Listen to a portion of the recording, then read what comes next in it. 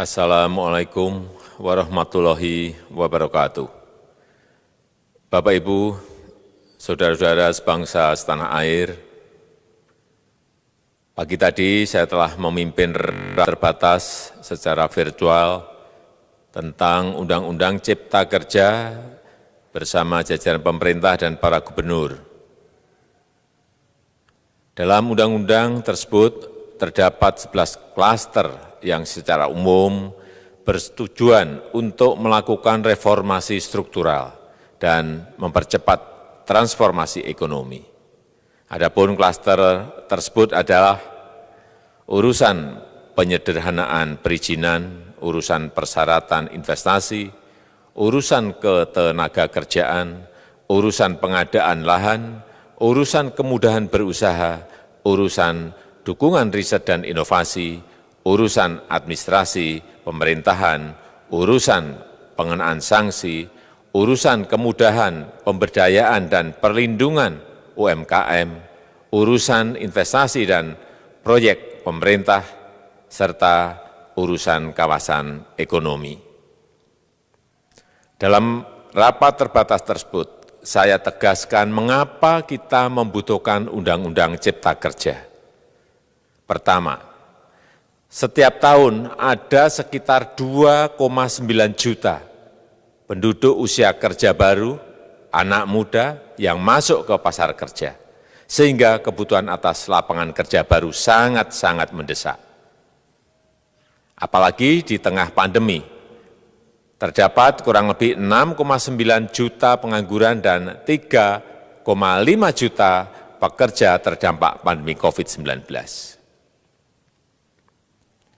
Dan sebanyak 87% dari total penduduk bekerja memiliki tingkat pendidikan setingkat SMA ke bawah, di mana 39% berpendidikan sekolah dasar. Sehingga perlu mendorong penciptaan lapangan kerja baru, khususnya di sektor padat karya. Jadi, Undang-Undang Cipta Kerja bertujuan untuk menyediakan lapangan kerja sebanyak-banyaknya bagi para pencari kerja serta para pengangguran.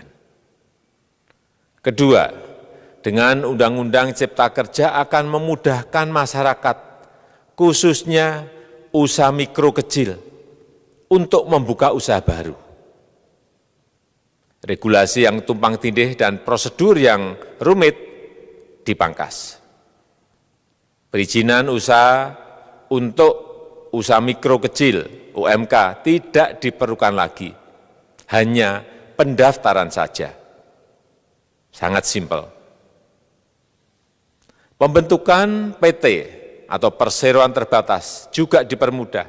Tidak ada lagi pembatasan modal minimum.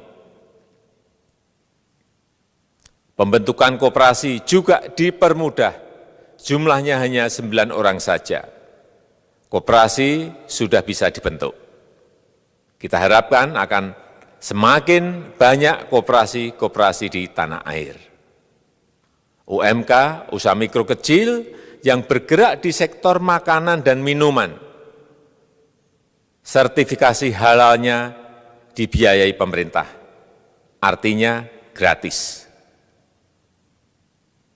Izin kapal nelayan penangkap ikan misalnya, hanya ke unit kerja Kementerian KKP saja. Kalau sebelumnya harus mengajukan ke Kementerian KKP, Kementerian Perhubungan, dan instansi-instansi yang lain.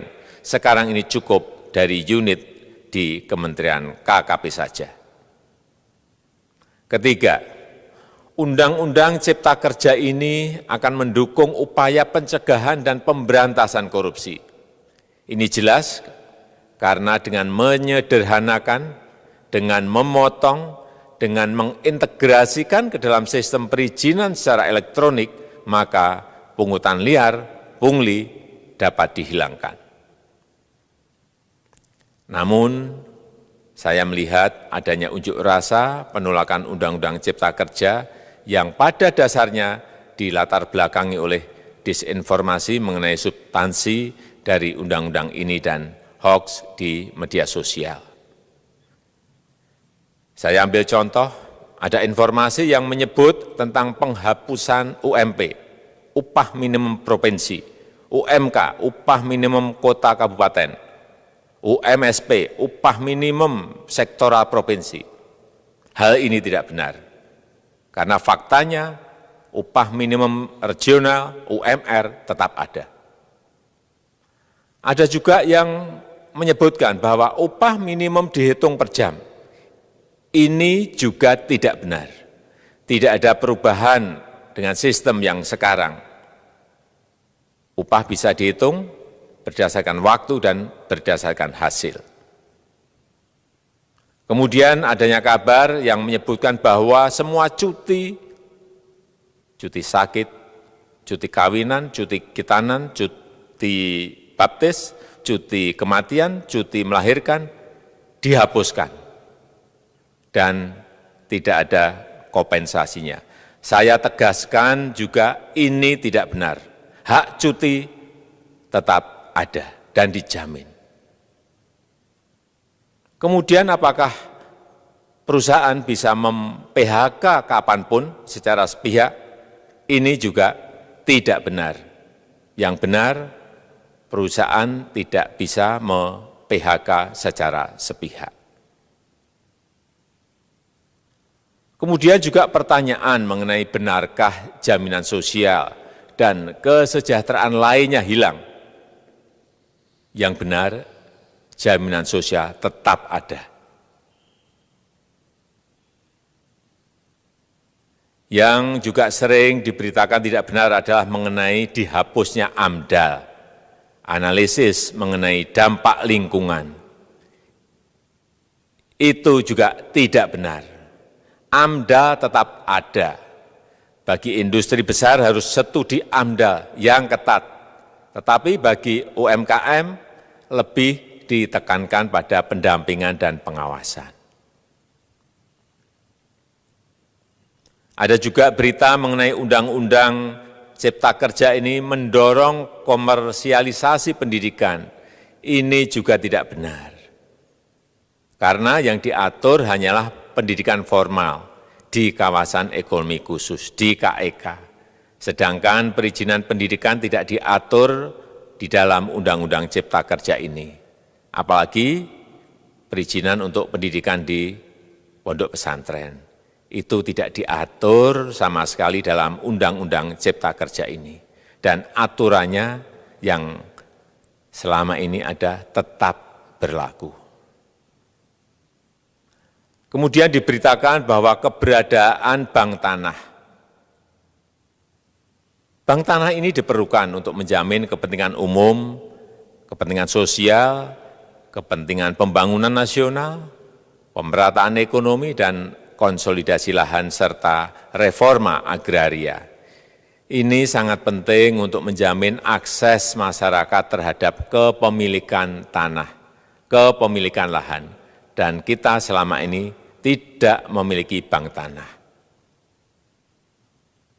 Saya tegaskan juga bahwa Undang-Undang Cipta Kerja ini tidak melakukan resentralisasi kewenangan dari pemerintah daerah ke pemerintah pusat. Tidak ada.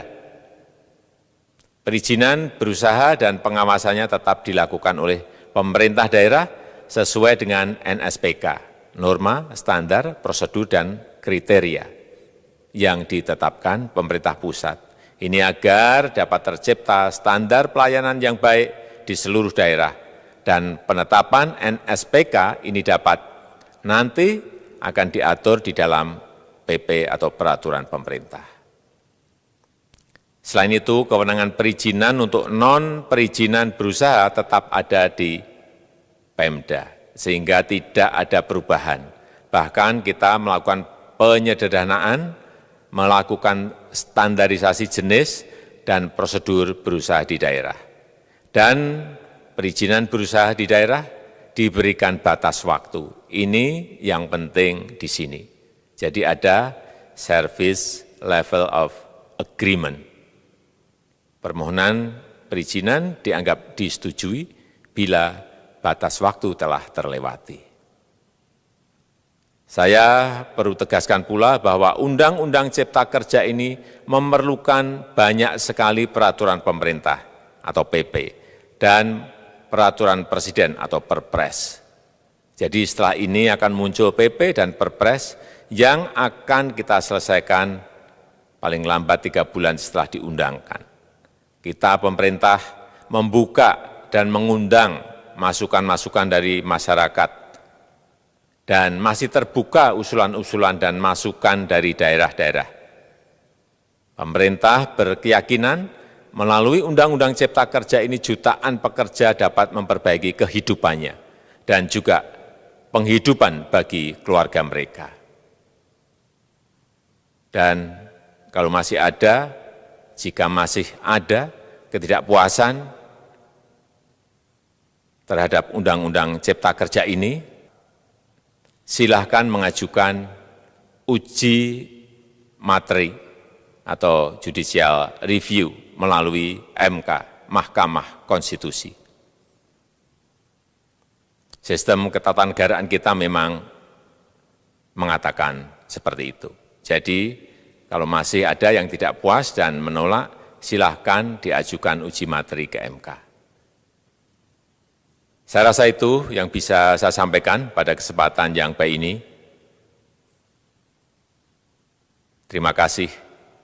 Wassalamualaikum warahmatullahi wabarakatuh.